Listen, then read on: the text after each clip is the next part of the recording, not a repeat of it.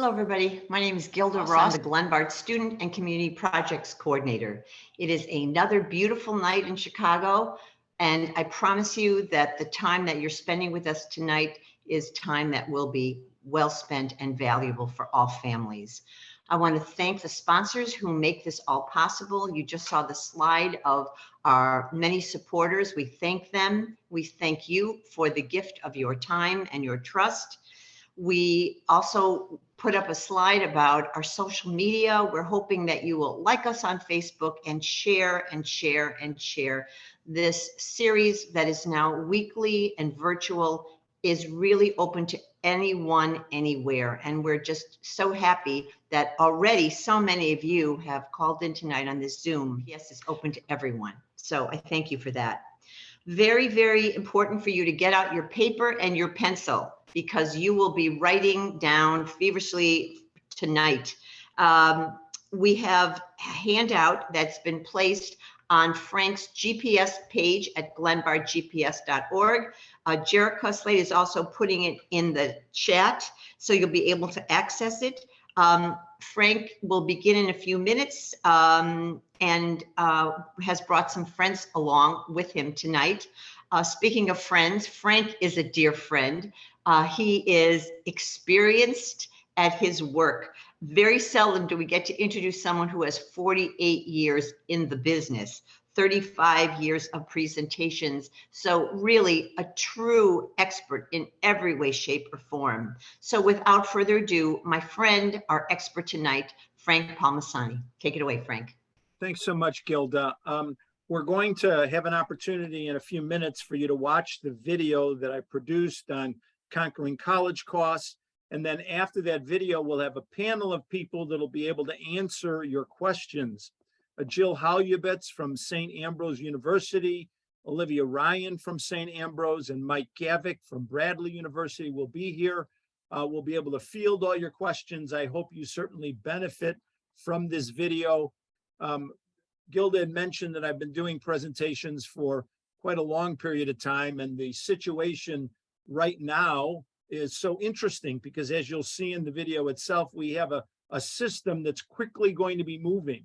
So people will be operating under one system here for this first year, if you're the parent of a senior, and then quickly moving to something different a year later, where the terminology and the methodology is going to change. So we're going to get into that and so many other aspects of hopefully helping you find financial fits. So without further ado, Jericho will play the video, and then we'll come back on after the video for our Q&A. My name is Frank Palmasani. Welcome to our program on conquering college costs. So let me first talk a little bit about the goals of the seminar today. What we're going to want to do is to look at every possible way that a college sticker price can be reduced. I'm going to show you how to go about a process of finding affordable college options. We obviously want to teach you how to minimize excessive college debt. And we're also going to talk about what you should be doing and when you should be doing it. You're going to see it through this presentation, obviously, but also there are going to be handouts available at the bottom of the link, which will allow you to follow through, utilize the handouts, not only during the seminar, but literally as a resource along the way. All right, let's start by talking about the concept of pricing. And when we look at pricing, what we want to be aware of is this chart that demonstrates three different definitions of the idea of college price. And you're going to notice when you look at the chart a descending line. That's the idea. If you do this right, your college price should be reduced every time you move to a different definition.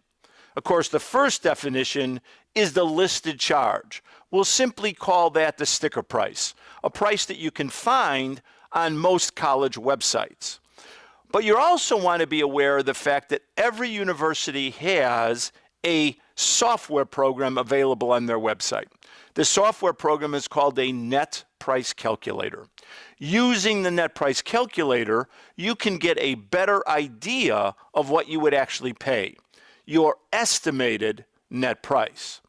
But of course, when you actually finalize the process and you learn all of these details, follow the system, eventually you will get your award letter. And that award letter will provide you your actual out-of-pocket cost. And as I said, if you do this correctly, it may very well be the lowest price that you see. All right, let's go to the handout. You can refer to your handouts. And let's talk a little bit about this idea of sticker price reduction. One of the things that every student is eligible for, simply by filing a document. Now, this document you're going to hear about later. It's called the Free Application for Federal Student Aid, the Fafsa form. But in any case, if you file this as a parent, the student files it with you, the student is going to be able to borrow money. Now, they're not going to be able to borrow an unlimited amount of money, but there are some maximums. It's $5,500 in freshman year, $6,500 in sophomore year, and $7,500 in each of junior and senior years. Now, this is called the direct loan, and that loan will not have to be repaid. As a matter of fact, the payments won't begin until 6 months after graduation.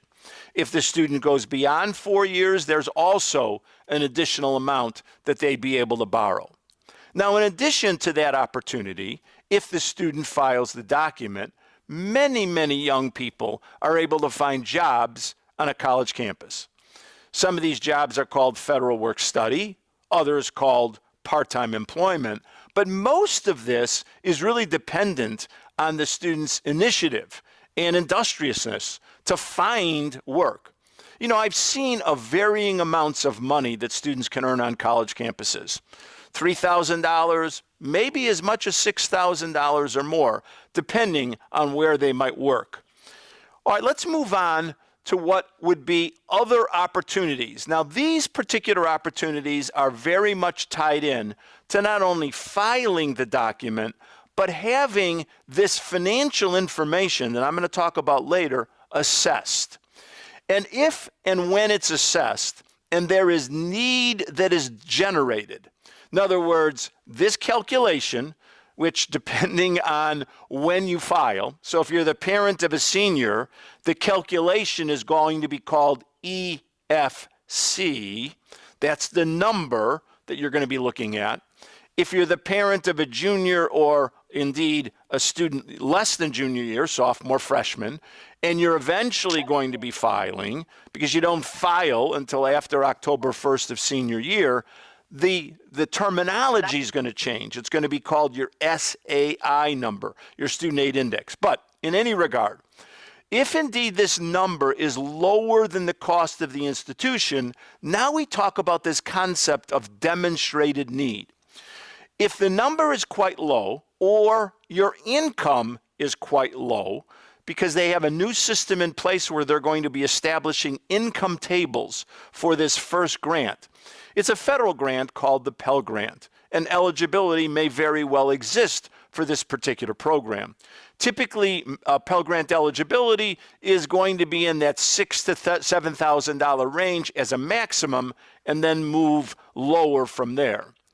If you were to attend a school in the state of Illinois, and you have this demonstrated need, and if your number is low enough, now again, the terminology of the number is going to change, but if it's a relatively low number, usually around 10,000 or lower, the state of Illinois may very well come in with a program called MAP, the Monetary Award Program. But oftentimes, these are very low numbers. These are low income levels. And so if you have a number that's a higher than usually that 10,000 or lower number, and you indeed have a number still lower than the cost of the institution, knowing that we have many schools with sticker prices of $30,000, $40,000 or more, then there is institutional-based money. need-based grant money that the college can bring into the picture. So these are three ways that sticker price can be reduced that are completely tied in to that filing of the document and to having your need assessed. But there are many other ways. Let's look at those. Now, the most prominent way that students get sticker price reduced today is not literally through the need-based system. Oftentimes, it's through the examination of the student's performance on the high school level. In years past, it was always looking at two variables: the student's GPA, literally their high school performance, and a test score, an ACT or an SAT test. Over the past year or so, many universities now have gone to a test optional approach, where the student will be able to determine whether they want to submit their test scores. In either case, what we find is that many institutions are using this as an opportunity to reduce their sticker price.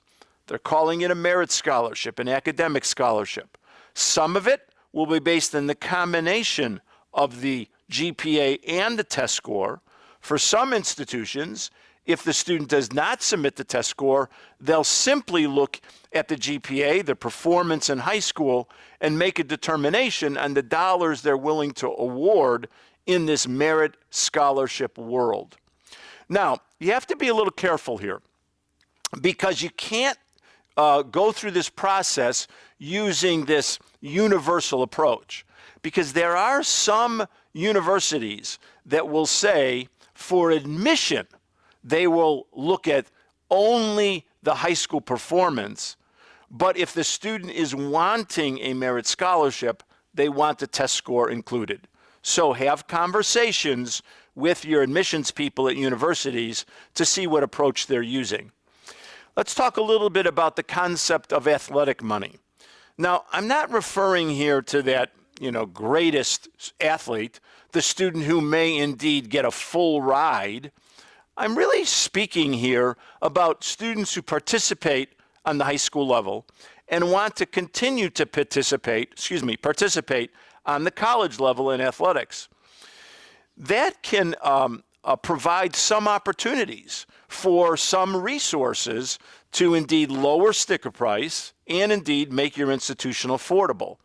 So if that is the case, there are certainly a number of outreach opportunities where you can aggressively market those athletic abilities directly to college coaches. But I also would suggest that even conversations with admissions people will be helpful, because they can be a conduit for those potential links: the admissions person, the student who is interested in athletics, and that college coach. Which really brings me to the next part of this conversation, and that is these other potential talents. Beyond athletics, is it art? Is it music? Is it drama? Is it debate? Is the student a leader? Are they a volunteer? There are a number of universities offering opportunities for students who have engaged in this type of activity and want to continue to do that on the college level. Again, there's a general umbrella term, talent scholarships. Now, you're going to see in the slide that I use these two words whenever I talk about talent scholarships: resume and relationship. What I'm talking about here is that relationship that's so important, the relationship that students can build with all of the admissions people that they will be indeed speaking with. Maybe the admission person sees them at the high school when they're making a visit. Maybe you see them at a college fair or some college night program. Maybe that communication occurs when you're visiting a college campus. Getting that relationship established, seeing that individual as a mentor, an advocate, can be very important, not only in the process of being admitted at universities, but potentially in the creation of this award. And so you'll also see this word resume. Now, the point of that is a professional looking resume can be an advantage. if the student would list these activities of interest, perhaps that admissions person looking at a resume can notice, well, we see here that you were involved in theater. Maybe if you'd continue to pursue that in the college level, there could be extra resources available to you. So this is the type of activity that I would highly encourage. Let's talk a little bit about competitive scholarships. You know, oftentimes a student, a family will go through the process of applying for admission. And then soon after, there will be a response. And in that response, there might be an acceptance letter and an indication that there's been some academic scholarship money provided. Don't stop there. Always ask the next question. And the next question is there additional scholarship dollars that the student can compete for? Many universities now have opportunities where the student would come to a college campus, participate in some competition to indeed engage in the possibility of a higher award. Sibling scholarships, legacy scholarships. Of course, you know, many of you know that if the student were to engage in the military, perhaps through ROTC or some program like that, there's going to be some financial benefit. Let's talk about this world of independent scholarships. So one of the difficulties here is this can be information overload. A number of years ago, software programs developed. The most prominent, perhaps, FastWeb, and many, many others, where a student would put in their data, and they would then get a list of all of these possible independent organizations that might offer scholarship opportunities. Sounded like a terrific, terrific idea. The problem, again, is students who engage in this might get emails literally every day. Apply to this one, and this one, and this one. And oftentimes, they don't know where to start. So I like to put an organizational system around this. And my organizational system is very simple, and it's based on 3 words. Analyze a scholarship possibility, an organization. Is it national? Is it regional? Is it local? Here's what I mean. Local scholarships, those organizations where every year there's a history that the organization will award dollars to students from the high school. Perfect. This is the smallest competitive pool. You don't want to pass up on any of those. And then there's the regional opportunities. Maybe the county that you live in, the geographic area that would be represented by not only your high school, but many of the high schools in your surrounding area, where you can look at any college websites for these regionally based scholarships. An obviously larger geographic pool than local, but not that expansive. But what you don't want to do is spend a lot of time on national scholarships, because here you're competing with everyone else in the country. So I do think in the pursuit of independent scholarships that it does require an organizational system to help navigate that process. All right, let's move on. When we talk about different ways that sticker prices can be reduced, there's a very specific concept that we want to refer to and speak to that directly relates to state-supported institutions outside of our state. Okay, so most of you are watching this video from Illinois. But what if you were to look at state schools outside of Illinois? One of the questions that you want to ask them is, do they have a pathway to residency? Because what we know is, if you're a resident of a particular state, your cost, sticker price, are automatically lower than if you were a resident of another state. But some state schools, and you're going to hear about some categories of schools and where it's most prominent in the state school area.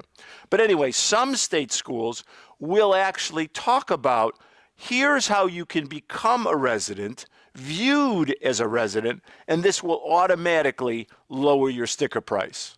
Again, ask those questions.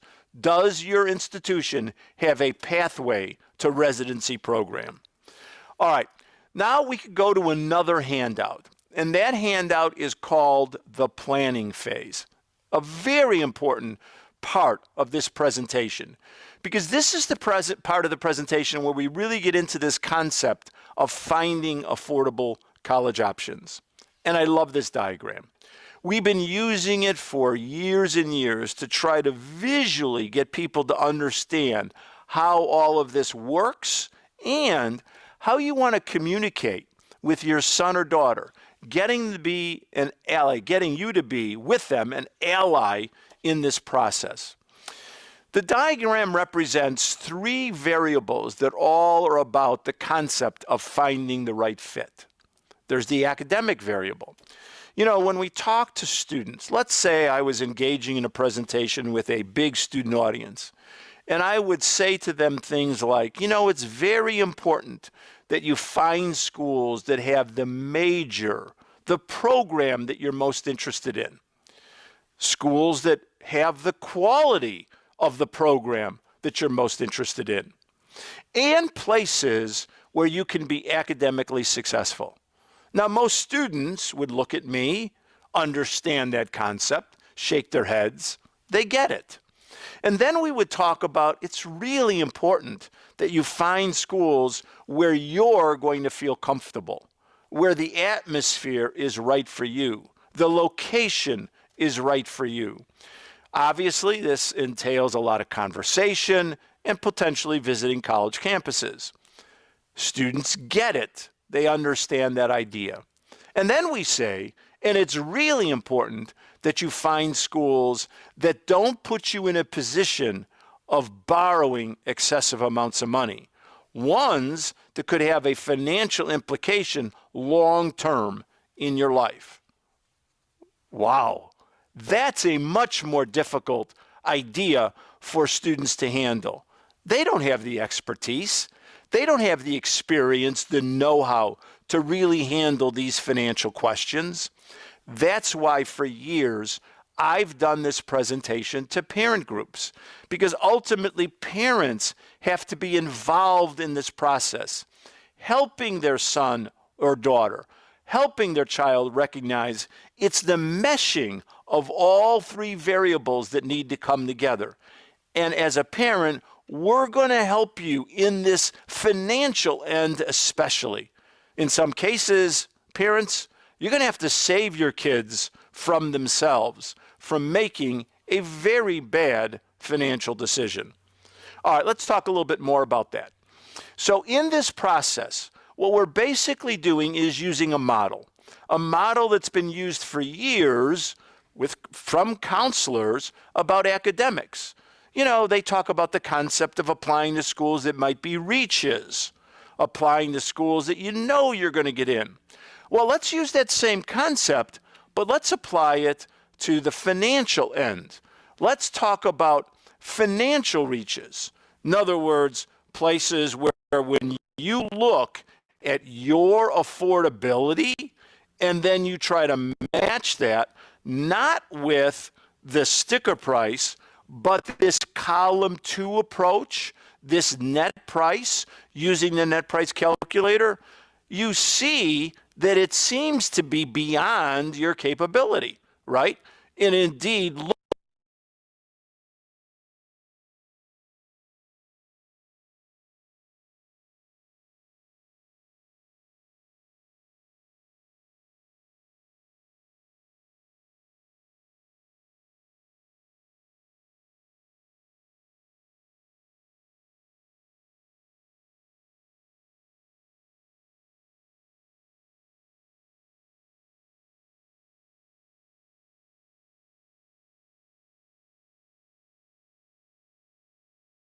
the sticker price, but this column 2 approach, this net price, using the net price calculator, you see that it seems to be beyond your capability, right? And indeed looks to be more than what you can handle from an affordability standpoint. Let's simply call that a financial reach. And then we might be able to go through a process of seeing that there are schools that are affordable financial fits. And in this process, as we talk about this, we're going to also talk about this financial backup possibility. So, all of this starts really with this assessment of affordability.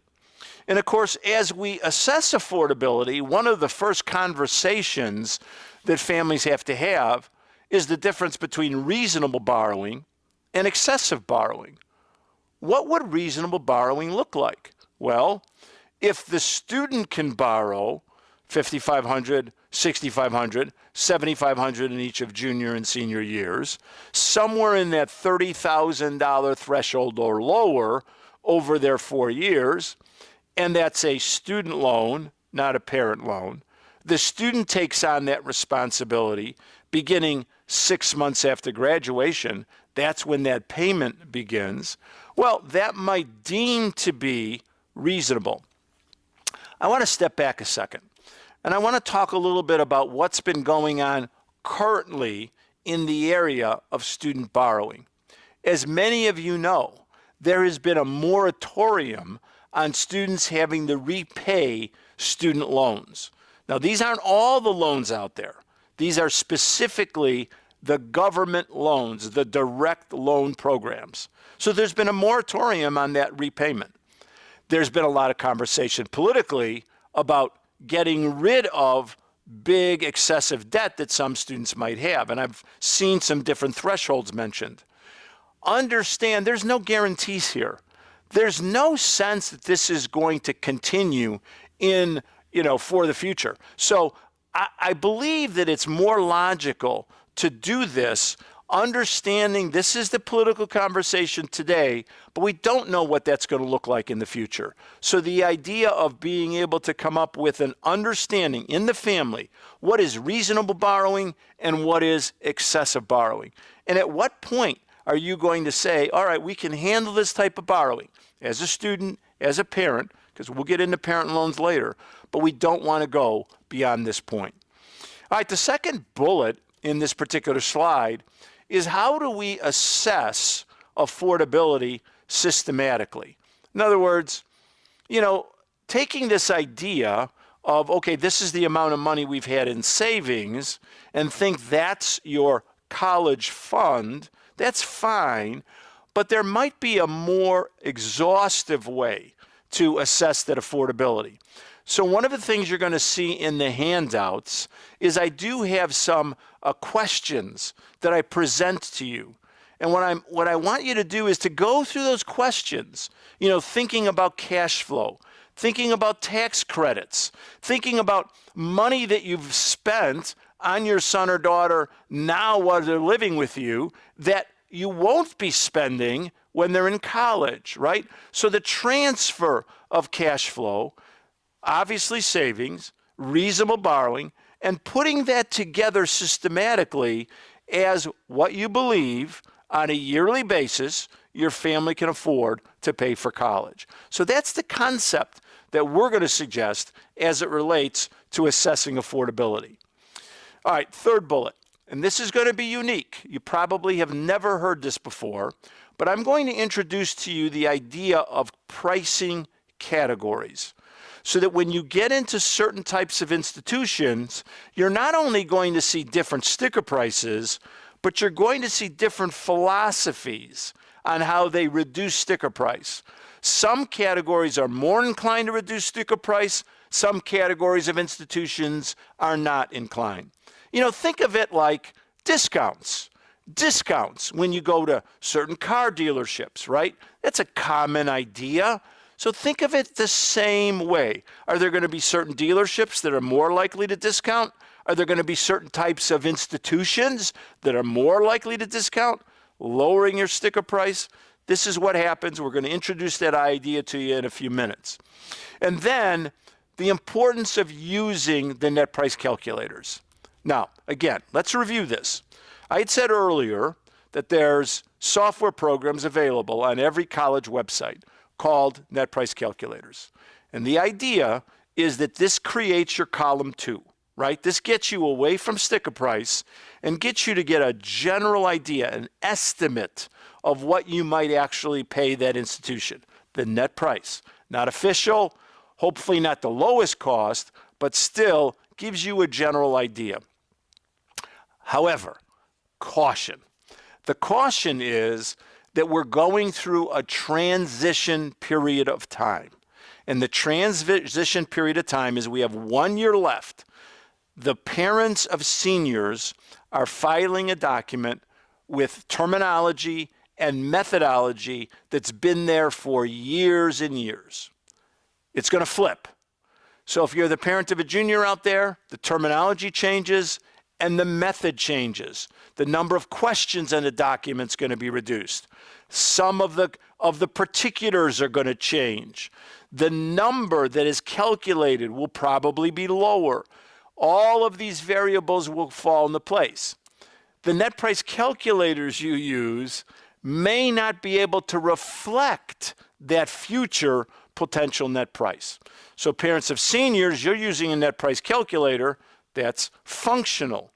Parents of juniors, sophomores, you've got to be conscious of the fact that there might be more variation in your actual out-of-pocket cost by the time you get there. So every year we've got to follow up on what's happening in our system. Okay, let's keep going. Let's talk a little bit about this idea of college pricing categories. You'll see the names on the screen, but many of these names, perhaps, you don't know the particulars. So in the handout, we do a better job of defining all of this, explaining this, and so forth. But let's talk about this as it relates to state schools. So when we think about state schools, we really have two types. We have the flagship state school, the state school that is considered to be the premier state school in every state. Some states have one. In Illinois, we have one. That's the University of Illinois at Urbana, right?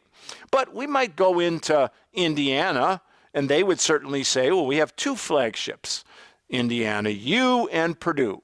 We might go into Michigan, and Michigan might say we have two flagships, Michigan, the University of Michigan, and Michigan State. You get the idea, right? But you pretty much have a general idea what these flagships are, right? They're always the biggest, the largest of the state schools, the state school in that given state that has the most prestige. So what do we know about them as it relates to the reduction of sticker price? Well, what we know is of all of the categories, this is a tough one. These flagship state schools are typically not inclined to have a lot of motivation to reduce sticker price. Now, there are certainly some more willing than others. In the Midwest, when we look at schools like the U of I, or we look at the University of Wisconsin-Madison or Michigan, and usually Purdue's in that category, those are state-supported institutions that don't do a lot of this. We get to some of the other flagship state schools, and they're more willing. My history here, kind of the background that we've had over years, has been that when families start looking south of Illinois, when they start looking at some of the schools south of Illinois, Alabama, Kentucky, there's opportunities in this sticker price reduction that are more prevalent. And sometimes families can be really surprised at the opportunities that some of the flagship state schools are providing. All right, let's now get into the other state schools. We would call these the non-flagships, right? So these are the institutions that indeed are not the flagship state school, but there are many of these state schools in every state, right? We know who they are in Illinois, Illinois State, Eastern, Western, Southern, and so forth. So what do we know about these schools? Well, a number of years ago, they were operating very much like the flagships, not providing much opportunity in this area. That has changed. We're seeing much more willingness for non-flagship state schools to provide opportunities in the area of sticker price reduction.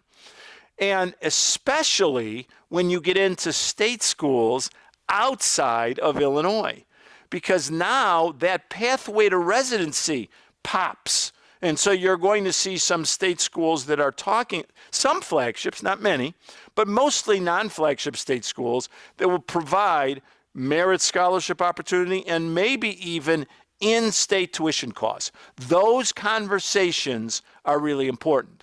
Now, I will say that the state schools in Illinois are creating some opportunities so they don't get outflanked, so to speak, from out-of-state schools in some neighboring states. So that can certainly be the case. I would use your net price calculators to do some comparing here. Let's talk a little bit about the privates. And as we talk about the privates, let's talk about the most unique and sort of special category out there. And that would be the highly selectives. So we know who these are, right? This is the category of the Ivies, Notre Dame, University of Chicago, schools of that nature. Very, very difficult to get accepted, right? So, you know, when you look at the percentages of students that get accepted at most institutions, it can usually be in that 60% range. 60% of the students that apply get accepted. And obviously there's going to be some variation from school to school. When you get into these highly selectives, you're talking a very small percentage of students that get accepted. 10%, 7%, 5%, right? So obviously that component of acceptance is significant.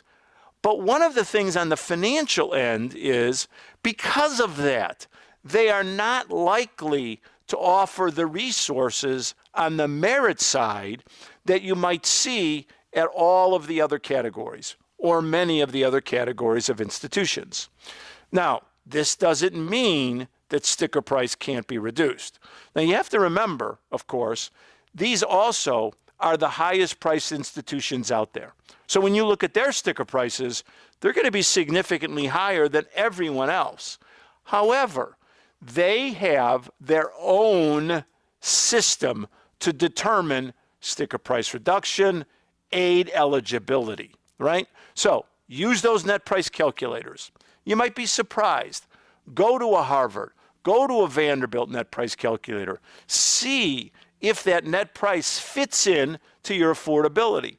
If it does, you could be very aggressive if your son or daughter has the academic muster to be pursuing, to be looking at these highly selectives. If it's not, however, you obviously have to have a different frame of reference, right? Because if these institutions are not affordable, even upon admission, you might step back and say, do I want to borrow the kind of money it would take for my son or daughter to attend? That'll obviously be a family decision. Let's move along now and talk about some other private institutions. The mid-sized privates. Now, there's not a lot of these mid-sized private colleges out there, but they are not small colleges. And typically, they have a lot of recognizable names. Loyola, DePaul in the Chicagoland area, Marquette, Bradley. You'll probably have heard of all of these schools. Maybe you haven't heard of the University of Tampa or the University of Denver or St. Louis University, but many schools are in this category that we would call mid-sized privates, not small colleges. Now, they are definitely very involved in this sticker price reduction. They're very involved in the proliferation of merit-based scholarship opportunities. But perhaps the category that is most involved would be this last category of private institutions. A lot of people call these the smaller colleges. We'll talk about them as the traditional privates. Colleges or universities, certainly. And you're going to hear a concept. Certainly you'll hear it at the mid-sized privates, but you'll hear it certainly very much at these traditional privates.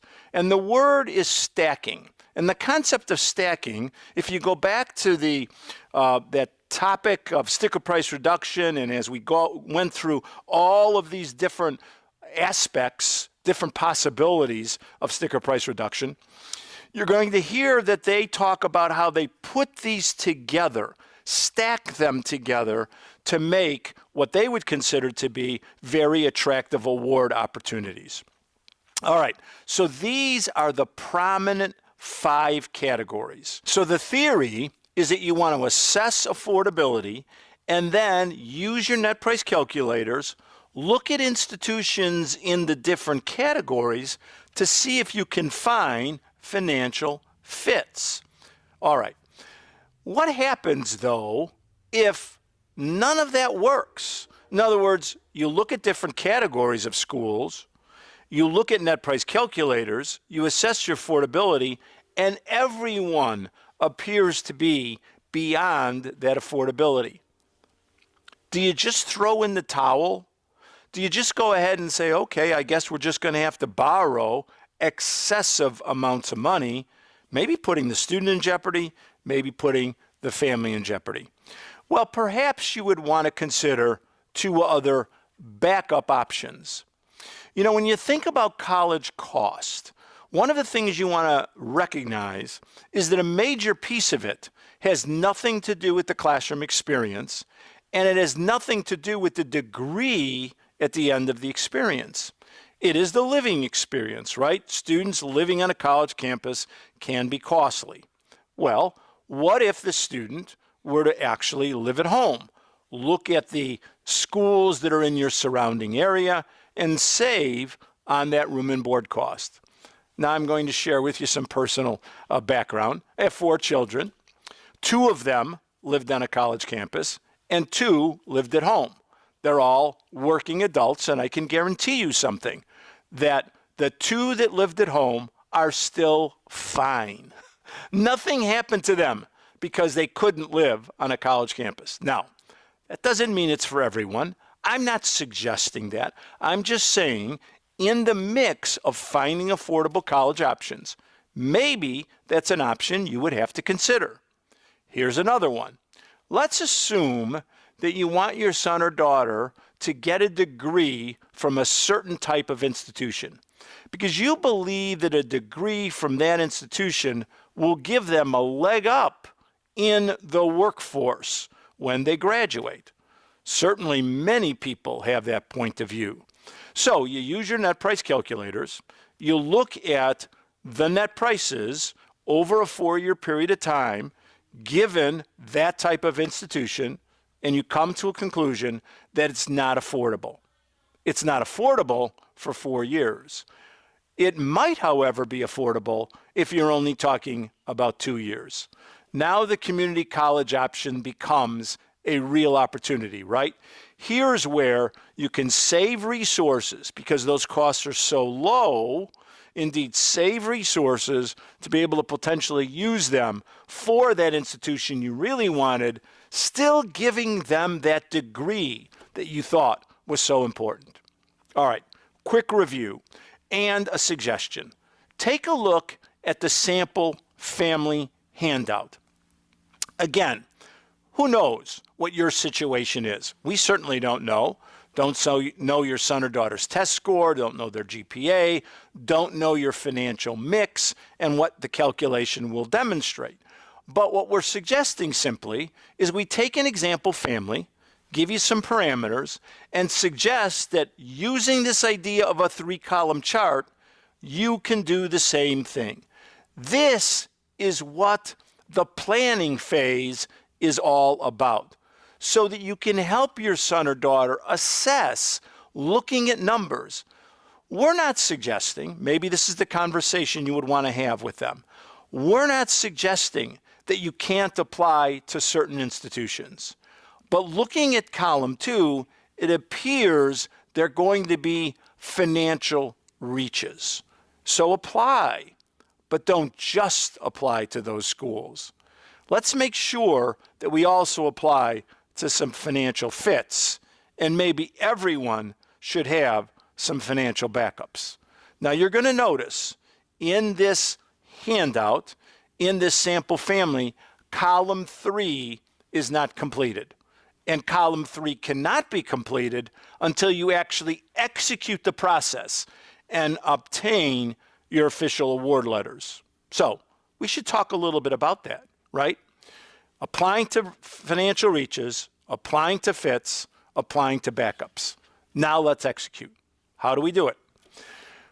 We start, obviously, the student applies for admission at schools, and they're going to be applying for admission in their senior year in September, October, November, potentially December or later.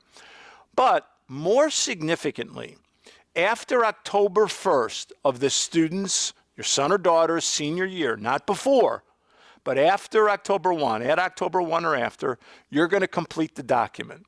The document is called the Free Application for Federal Student Aid, the FAFSA form.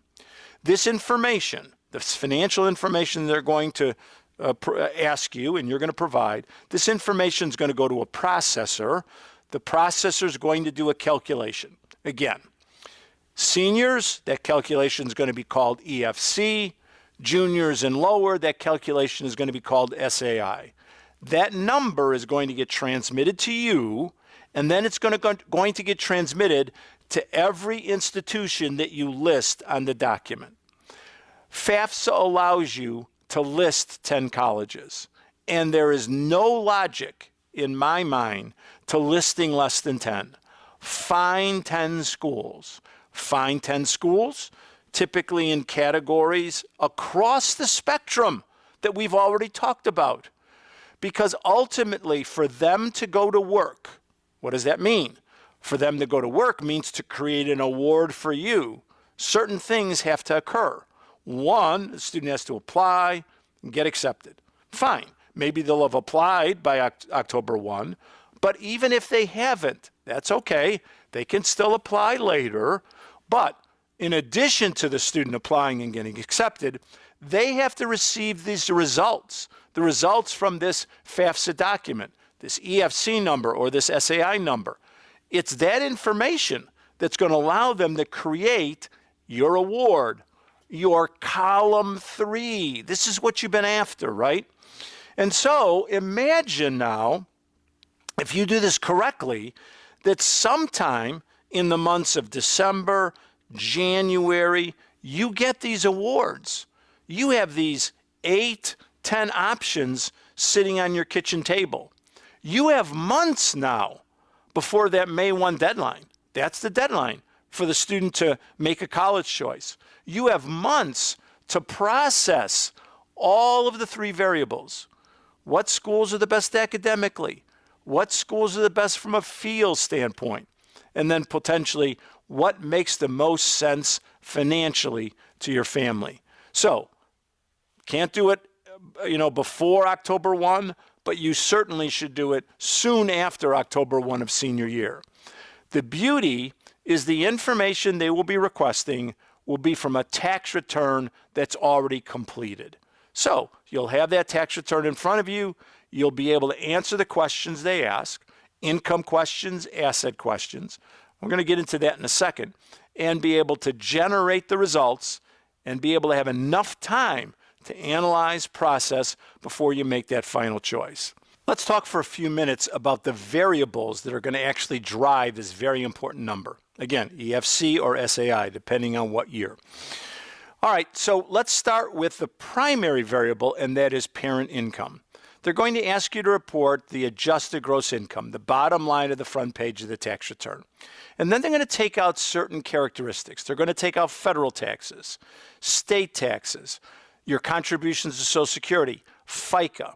And then they're going to indeed assess expenses. But they're not going to assess expenses by asking you questions about expenses. They're going to create an expense allowance. That will leave a remainder. And that remainder, indeed, will be the variable they'll use, a percentage of that remainder will be the variable they'll use to drive the first component of this EFC or SAI number. Now, the second component is going to be the student income.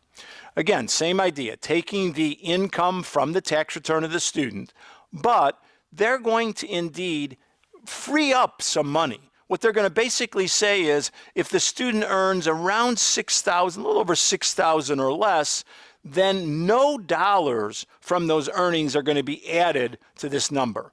If the student earns beyond that, 50% of the earnings beyond that will then be added. Now let's flip over to the next category, which are the assets, savings and investments. So the parents are going to be asked to record savings and investments, but not all savings and investments. You should not record the equity of your home and the value of retirement plans, wherever those retirement plans might come from. Programs at work like 401k or 403b, pension profit sharing, programs that are work-oriented, and then independent retirement programs like individual IRAs, SEPs, qualified annuities, non-qualified annuities. Those types of retirement programs are not to be included on the document at all. You do include all other savings and investments, but they create an asset protection allowance, an amount of money that they anticipate wouldn't be used at all in the calculation. Think of it as everyone should have an emergency cash fund. Beyond that, there's still a low percentage of assets that will be added to this number, somewhere in that 3-4% range on the parent side. However, when we get to the student side, when the student is listing their savings and investments, none of those dollars get protected. And so now you have a much higher hit. Usually it's around 20% of the savings under the Social Security number of the student that gets added to this number, this EFC or this SAI number, again, depending on your year. All right, so now people always ask me the question, what should we do if we have 529 plans? As you know, many people save for college using 529 plans. Well, the federal government, in attempts to organize this a little bit, has decided that all 529 plans, no matter how they're titled, should be recorded as a parent asset and not a student asset. And that's actually better. All right, so we complete this document after October 1st of senior year. And as I said, information gets processed, goes to all the colleges that you list on the form. If you are applying to the highly selectives, and maybe a few others, institutions that are wanting this document, there is a supplemental form. It is called the CSS profile. It's going to ask you a lot more questions. The calculation is going to be a little different, and that information is going to be used only by those schools in their determination, their establishment of the award that they provide to you. All right, one of the things that pops up in this process is something called verification. Now, if you hear, as you go through this, that you're subject to verification, please do not panic. You have not done anything wrong. There is a random process of selectivity. So the federal government tells institutions, they triggers certain families that they want the schools to verify that you filed the document correctly. But it's a random process. It's not because you filed anything incorrectly. So literally, if you're subject to verification, comply with whatever that college wants. Usually it's a copy of tax returns or something of that nature. All right, you're going to see on the slide the concept of appeal. Now, I hope that you have an opportunity to come to one of my Q&A sessions, because at that point we have a panel of people, college admissions people will be involved, and I really try to get into a little bit more detail on this idea of appeal. But I do want to simply say this, that once you receive your official awards, something might have changed. There might be some information in there that you recorded that has changed, loss of income, change of job status, medical expenses, private school costs, all types of possibilities here. And there's no way that you can record those on Fafsa itself. And so you have to do this through the appeal process. And every institution has their own set of parameters as how they deal with appeals. You don't go through Fafsa again. You go directly to the schools. Sometimes they'll have an appeal form on their website. Sometimes they'll ask you to write in an appeal letter. Sometimes it's even just a conversation with the admissions person or financial aid person that you're working with. But that is another step in this inevitability of you getting that out-of-pocket cost at these institutions that are affordable to you. You're going to get your college award letters, and as I said, you're going to assess your out-of-pocket costs. Now, as you're sitting at the kitchen table, you might have a conversation with your son or daughter and clearly identify a number one college choice. You also might have second choices, tertiary choices, right? So you kind of line them all up. But it appears as if this number one college choice is beyond your affordability, knowing that you have other institutions that indeed are affordable. This is when it's appropriate to have a conversation with that number one college choice. Obviously, the key to that conversation is honesty. In other words, sometimes people have recommended or suggested that colleges are negotiating today. Well, typically my experience has been that when colleges sense that the family is attempting to try to negotiate price, they usually bristle at that, and it may not lead to very good results.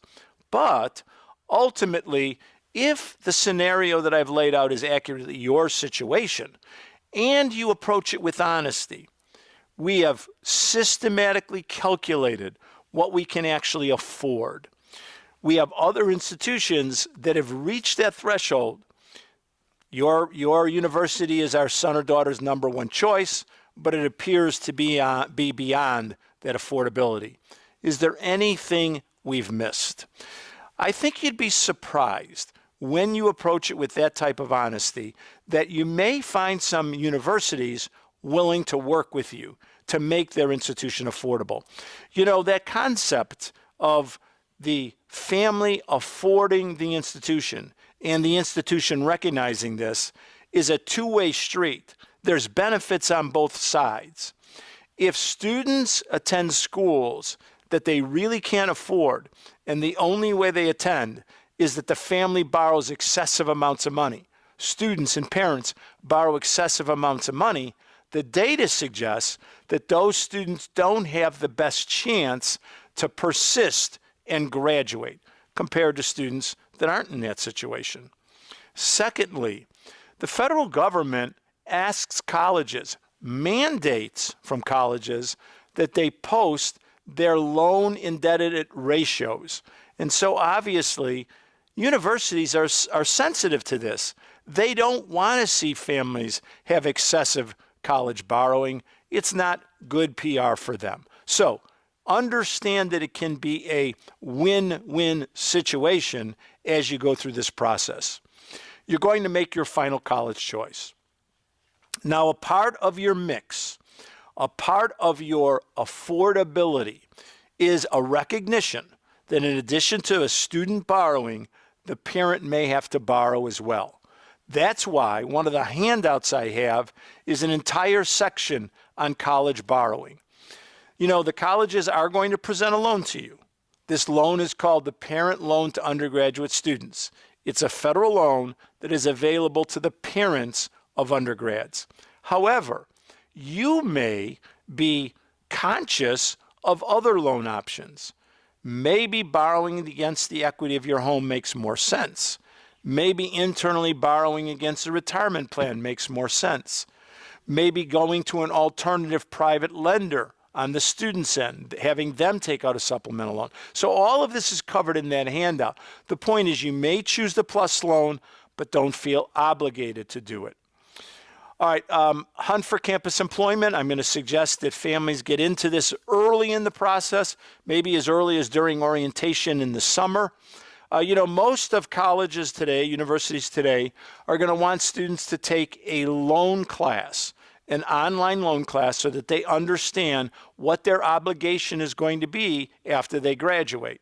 Or indeed, if they don't graduate, what their obligation is. Because it's the student signing the promissory note as it relates to the direct loan program, And then obviously, you probably want to have a discussion with the university about a payment plan. So finally, before we do some thank yous, I want to talk a little bit very, very quickly, and we'll get into this a lot if you attend our Q&A, but I want to talk a little bit about the changes that are happening in this system, right? One of the programs we talked about was this Pell Grant. So in the past, the Pell Grant was totally tied into the EFC number. Okay, so now, as we move to this new process, we've got an SAI number, and the Pell Grant is going to be moved off of that number, and there are going to be separate income tables that are going to be made public. And so even before you fill out any forms, you will know, am I eligible for Pell Grant and the dollar amounts I'm eligible for. So this is coming, be looking for it. It's going to be a much shorter form. So we're talking about the reduction of questions from over 100 to about 30 some. But one of the questions that is not going to be there is going to actually put some families at a disadvantage.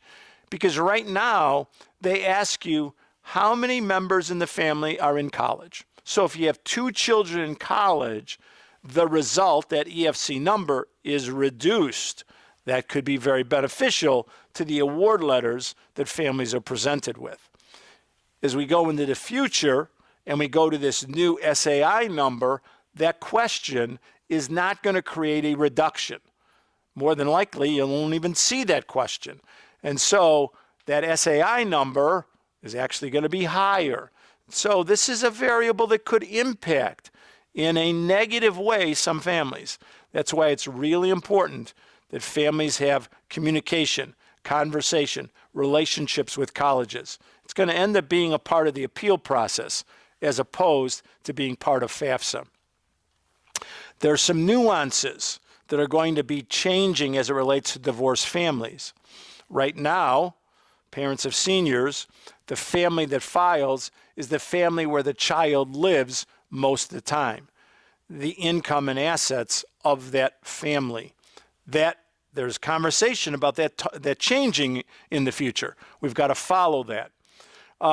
It seems to me, as we go through this transition, that relationships and appeals are going to be really, really important. And so continue to stay tuned on that topic. And again, be conscious of those relationships you can build with admissions people. You may very well be appealing awards because now we have changes that you're going to be confronted with, especially things like that 2 people in the family in college. I've already talked a little bit about the pluses and minuses of the net price calculators. For parents of seniors, a net price calculator should be straightforward. For parents of juniors, because the system's going to change, there might be some alterations. So stay tuned on that and do that every year as you approach. And then finally, this area of loan forgiveness, that has been talked about a lot. I would never go into this assuming that's going to happen in the future, where students can just borrow whatever they want because at some point that loan is going to be forgiven. I hate for you to go through that and then be disappointed. As we close, let me do some thank yous. Obviously, I want to thank our college partners. It is these college partners that allowed me the opportunity to create this video, to do our Q&A sessions that many, many high school parents have been able to benefit from throughout the years. Let me thank the University of Tampa in Tampa, Florida, St. Xavier University in Chicago, Bradley University in Peoria, and St. Ambrose in Davenport, Iowa. And the links to their videos are going to be available for you at the bottom of the video link that you will have now on Conquering College Choice. Feel free to check out these institutions as you would check out many institutions going through this process. Thank you for viewing our presentation today. I hope you find the handouts to be helpful. Good luck in the process. Once again, Frank, we are grateful and educated, probably some confused, but that's why you allow us to have this available. We will have it available.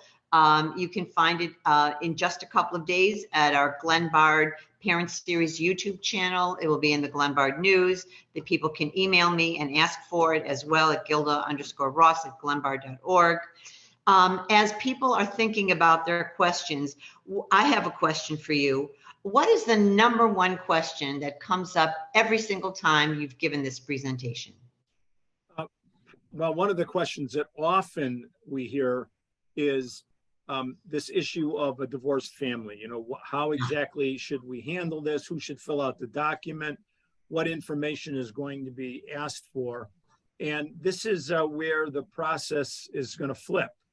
Gilda, in a sense that right now it's the family where the child lives most of the time.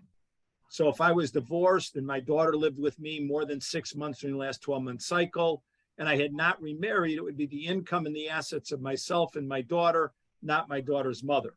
If I did remarry, it would be mine, my daughter's, and my new spouse, again, not my daughter's mother. So then the question always is, well, what if the student is living with both parents, both biological parents, equally? Well, in the past, and certainly in this year going forward, we would encourage the family who has the lower income to do the filing, and that would be fine. However, when they go to the new system in a year, our understanding is they're going to shift that, and they're going to want the family, the family member who supports this child most. Usually it's the higher income earner to do the filing. So we just have to be very conscious of that shift, which won't be in effect for another year. We'll talk about that next year when we host you, won't we? Yes, yes. Here's a question. Do you recommend looking at the common data set to see what kind of need the school has provided historically? So, when you analyze, merit.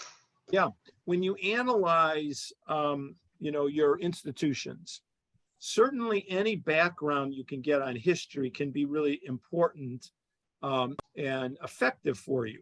But I would say the best resource is to use that institution's net price calculator, because you really don't care much about history or a set of averages. You really want to know how is it going to impact your situation. Now we have Jill with us from St. Ambrose and Mike from Bradley, and maybe each of them could comment a little bit about the effectiveness of their net price calculator, how often families use it, the benefit of it, and so forth. Jill, how about if we go to you first? Sure. And I think somebody actually asked the question back up about doing this year's Fafsa or doing the Fafsa as a junior to see where they might be senior year. And I think especially with the changes coming, that probably is not going to be the most effective way to figure out your EFC or your SAI, which is exactly why institutions are mandated, are required to have their net price calculators on their websites, updated information, so that you can get an idea at each institution what kind of aid you'll be looking at. Because, every school gets the same EFC, the same SAI. We all get that same information, but it doesn't mean we're going to package your aid the same way.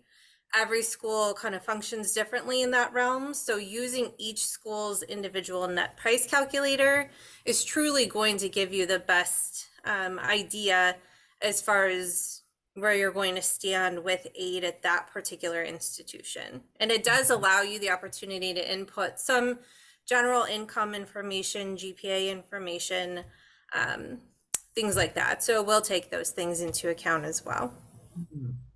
Mike, before, and again, I've got a long history here, before net price calculators were even mandated, Bradley University had net price calculator on their website. This has been a long-standing practice of Bradley. Could you talk a little bit about its use and how often you encourage people to use it? Yeah, absolutely. No, we highly encourage students, definitely, students that are about to be seniors to use it. It is even functional with juniors, so soon to be juniors. If you have an accurate GPA, you can punch that into our net price calculator, and it'll give you an idea with that GPA where you would fall on our scholarship line. Again, like Jill was saying, and everything else, those net price calculators also have a function in them that can give you a generally close idea of what other grant or other financial aid might be available to you based on some parent information, about 6 questions worth, far shorter than the FAFSA that you'll submit later. But just based, on that, we can give you a little bit more of an idea of grants and other things. But we have perfected that to be pretty darn accurate for scholarship estimations. So if you put your accurate GPA in there, and that's what we get on a transcript when you do apply, you could almost guarantee that scholarship is going to almost mirror it. Now, we don't, again, if you If you didn't do it, it's not going to be any different than you did. So we don't use that data to say we have to give them this. In some cases, we want to find the best possible scholarship for you. So if you entered your GPA a little low, or if there's like the point this puts you over into the next category, we're going to take that into account and make sure we get you into that higher scholarship category. Right. And I know, and I'll just speak to this in general about many institutions. When you submit an application, when the students submit applications, they're typically submitting transcripts at the end of their junior year, so 6 semesters. And if a student's GPA improves, if they include their test score in the submission to the colleges and that improves, always, always, always send that information as well into the universities, because sometimes that can improve potential scholarship dollars. Okay, Gilda, any more questions there? Yeah, you betcha. I'm going to go right through them all. If grandparents set up a 529, does that still count toward me, the parent? Under the current system, the only people that are involved in the filing of the document are the parent and the student. When a grandparent has resources, and if the grandparent is going to utilize those resources for the benefit of the student, but the ownership is the grandparents, that information should not be included on the document. It's the parent and the student's financial information. Okay, excellent. Okay, next question. Has the Pell Grant eligibility changed? My child did not receive a Pell Grant the first year of college, but this year he did receive a Pell Grant. It probably is not so much that the eligibility has changed. And it could be tweaked a little bit. It's probably that the financial situation in relationship to the family may be a little different. Don't know the specifics of that circumstance. However, I can tell you that the eligibility for Pell Grant is going to change pretty markedly 1 year down the road. When families, if you're a parent of a senior and you're filing this document when your son or daughter is a student as a sophomore in college, that Pell Grant eligibility is going to be quite different. What they're going to do in the new calculation is they're going to create a greater opportunity where your income, parent income, is going to be impacting the number, the SAI number, less. So in other words, a less weighting of the parent income for the SAI and a increased weighting on assets.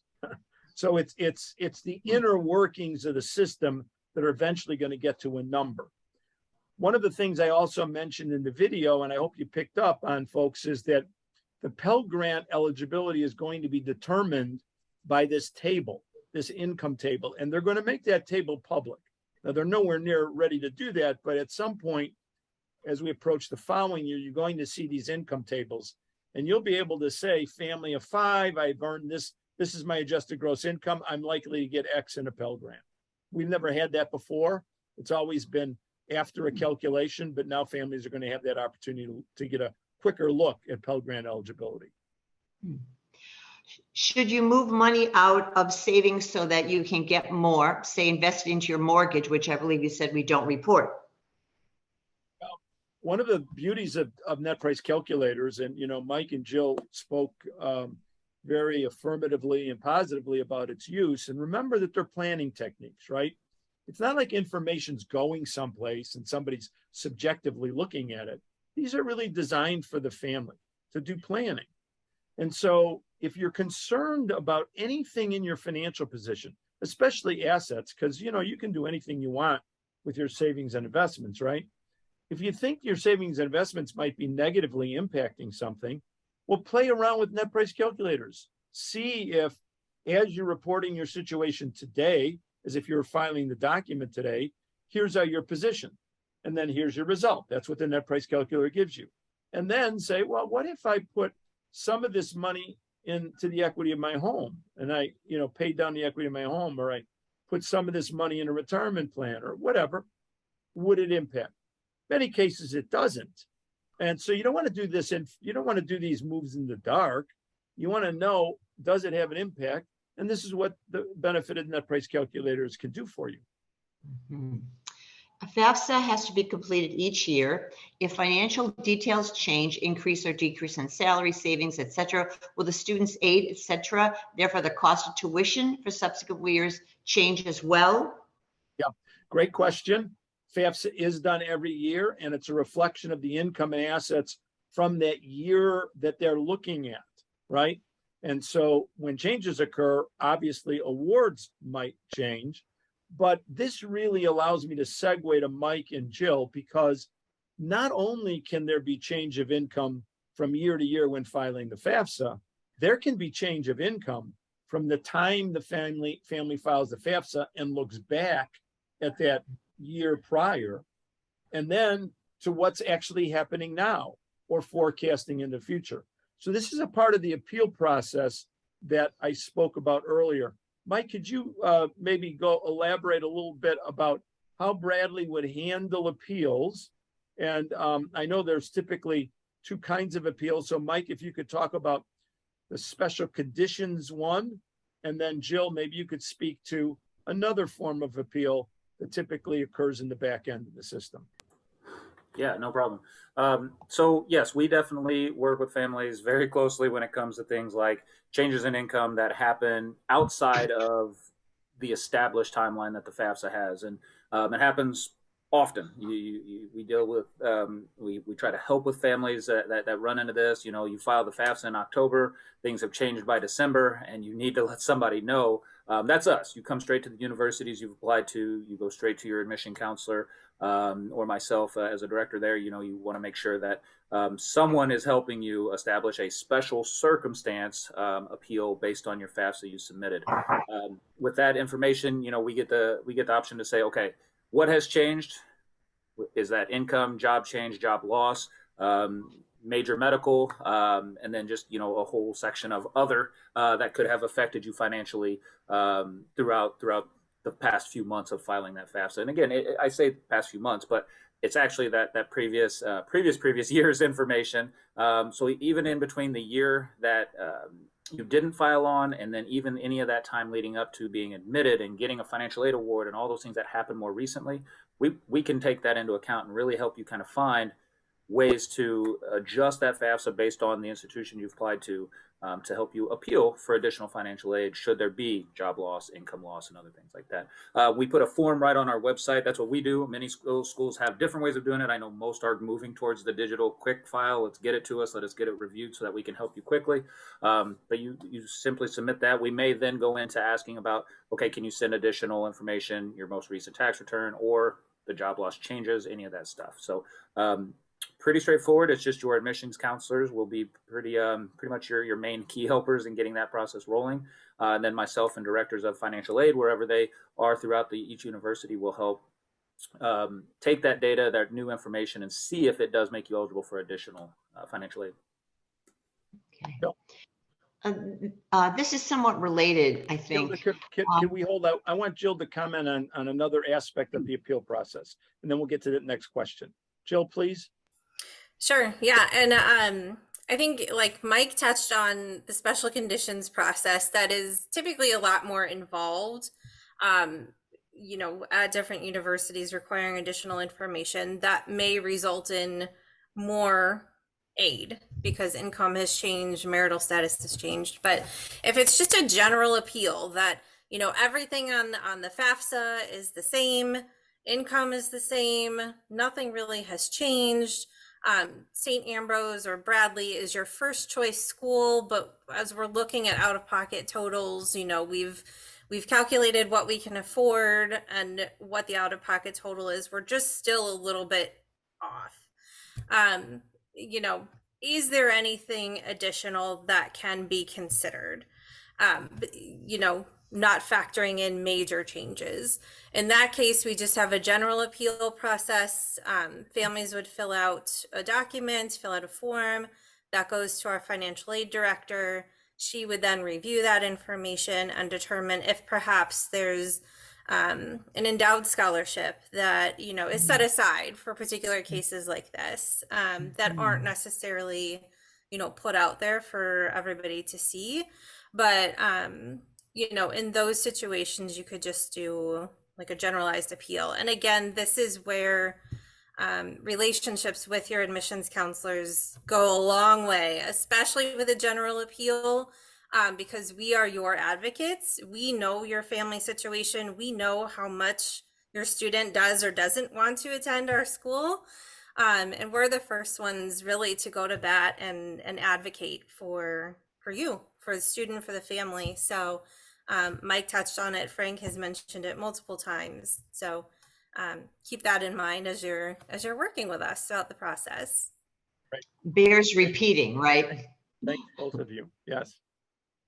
Okay, this is about tuition increasing. Regarding finding the best financial fit, are there any rules of thumb people can use to project how tuition might increase from freshman year to senior years in schools that don't lock the rates in? Income did not change. Right. Yeah, this is going to be a real touchy issue, I think, going forward, because when we have this change in methodology, it may very well impact the awarding process, not because the family's financial circumstances change, but simply because the methodology changes. So what are the institutions going to do? You know, what are they willing to guarantee? And are they willing to offset some of their tuition increases? There may be tuition increases, there may not be at institutions, one institution versus other, with adjustments on the aid side. So it's an unknown. What one institution does is not what necessarily another institution will do, but it really speaks to what Mike and Jill have been saying all along. Develop the relationships, because the more you communicate with the admissions people you're working with, all right, here's what we kind of feel like we can afford in year one. Is there any way we can project that out? We'd like to be able to put a 4-year financial plan together. I'm thinking like a family now, having a conversation with an admissions person. Maybe that admissions person can help them in that process. Some universities have calculators that program in the typical types of increases. Some universities are creating net price guarantees. So there's all kinds of different methods out there, and that's why that relationship's so important. Very good. Is there FAFSA for each year of college? Yes, you file every year. Yes. Did I hear juniors had to send applications with their GPA? No, not juniors. What we said was that students are going to apply in senior year, and the document, the transcript that is going to be reviewed will be a transcript that reflects all of the grades up through the end of junior year. So that's what initially the schools are going to be seeing. I can chime in real quick. It'll be quick. I think what I had mentioned earlier was on the net price calculator, we allow juniors to use that, but anything more official than that, no, they got to wait for the senior year. But yeah, for the net price calculators, you can submit those as juniors. Very good, Mike. And I would say on net price calculator sites, again, planning documents, planning tools, use them anytime you want. This is a question from a friend, Joe Orsolini, wants to know, is the asset protection allowance still available? Would qualifying for free reduced lunch, school lunch, be important to help qualify for aid? So good question, Joe. Joe knows as much about this as anyone, because he's obviously really committed to this process as a financial planner and has been for years. So Joe, as I understand it, and of course for the group, right now we have an asset protection allowance in place. And so what that means is that I'm a parent and there's a percentage of the assets that I record that are protected, that are not going to be included in the actual calculation. And then there's a percentage of the assets beyond that I have to record that are included in the calculation. So there's going to be a minimization of the asset protection allowance in the new system. It may well be, I still have to do more research. It may well be it's eliminated. And so all of the assets will be reviewed, but there is a threshold where people's assets aren't going to be included at all. So if you're a low income person, this is where Joe is referring to this free and reduced lunch people, and people are in situations of very low income, then you don't have your assets included. You don't even have to record your assets. And this is really, again, going to be prevalent as we switch to this new system in a year. So we'll be conscious of that. Obviously, we'll have more information as all of this comes to play out in a year. But generally, there is an asset protection allowance for families this year. That asset protection allowance is going to go away or potentially certainly be minimized. What if you own a primary home and an additional rental property? Do we have to list the rental property as well as our primary residence on the Fafsa? So the document asks that you don't include the equity of your home, right? The place that you live in. The document does want you to include other real estate, the equity of other real estate.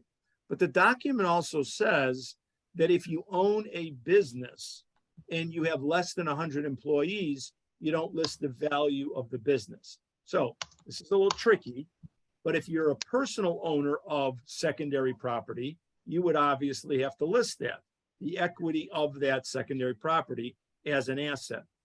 If you have a business and your business is owning property, well, theoretically, the business owns the property and you don't have to list the value of the business. A little bit of a technicality there, but that really speaks to the way the document is written. Jill and Mike, I just asked a question. Is there anything in the chat you think that we didn't touch on that we should touch on?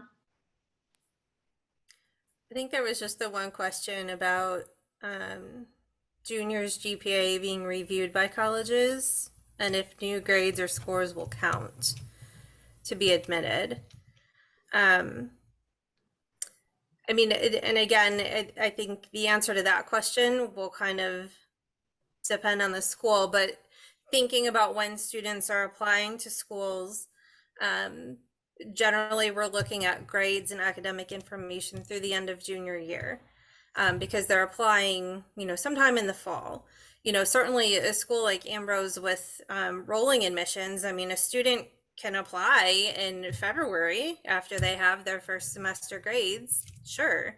And they can still be considered for admission. They can still be considered for financial aid. But let's say a student applies in the fall and they're admitted based upon that GPA and or test score information. I know at our school, we will review new information, so if the student has a really great first semester senior year, or as Frank mentioned, if they are choosing to submit test scores and they take another one and it increases, and we receive that information by March 1st of their senior year, we will review that information. And if it does change their merit scholarship or anything like that, we will continue to look at that information. So I think just being transparent about that and telling kids up front, I mean, it does, you hear senioritis, it still gives them that motivation to keep working hard. And maybe if they're 1 point away from something, one more A this semester and you can get X number of dollars more, sometimes it just keeps giving them that motivation. Again, not every school works that way. So that's where these conversations are very important to talk through with your admissions counselors. I might point out too, post-pandemic, we live in this world of test optional, but it is very important to check with the university as to whether or not some universities want the test scores for scholarship purposes only, not admissions. Mike, at Bradley, you correct me wrong if I'm mistaken, at Bradley, you could speak to this, you have a way to offer scholarship for students who just submit GPAs and a way to offer scholarship for students who submit GPAs and test scores. Isn't that correct? Yeah. So the student, when you apply to Bradley, whether that be Common App or the Bradley app, you will choose if you want to apply test optional or not. And with doing that, there are different variations of how you might receive a scholarship. We've tried to take that out. So let's say if a student applies, they've got the same GPA as a student applies to submit their test score, but another student applies test optional. They've got the same exact GPA, but let's say a test score wasn't quite as high as they wanted it to be. We're not going to let that test score keep them from earning that same scholarship that another student with the same high GPA had. So we really take and look, okay, had this student applied test optional, would they have achieved a higher scholarship? So we almost do that for them because, like I said earlier, we really want to make sure that we're getting the highest scholarship out to our applicants and admits. So GPA can drive the scholarship pretty heavily. And then, of course, the flip side of that is students do great, but some students don't like to turn in homework. Other students show up to the test and it's A+ and we're out the door. But, you know, their GPA suffers a bit from that. But then they take a test score and they get a 30 some odd up to 36. And we can see very intelligent. They definitely can do it. What was going on before? So we have the ability to take that into consideration on the flip side of it and say, great student, you know, they are looking to find a way to get to maybe that next tier of scholarship. We will take that as kind of the opposite of that and put that into the appeal for a higher scholarship too. But and this is really important for families to, again, I mean, you know, we're basically saying much of the same thing. You create your platform of schools you want to look at, and then create this open line communication with admissions people so you're clear about the approach that each of those institutions use. As we're shutting this down, and you've been so generous, all of you, I'd like to ask the three of you. I'm in the elevator with you, and I ask you about the most important thing you want me to know as I'm preparing to apply for financial aid for my child in high school. Bill, you go first.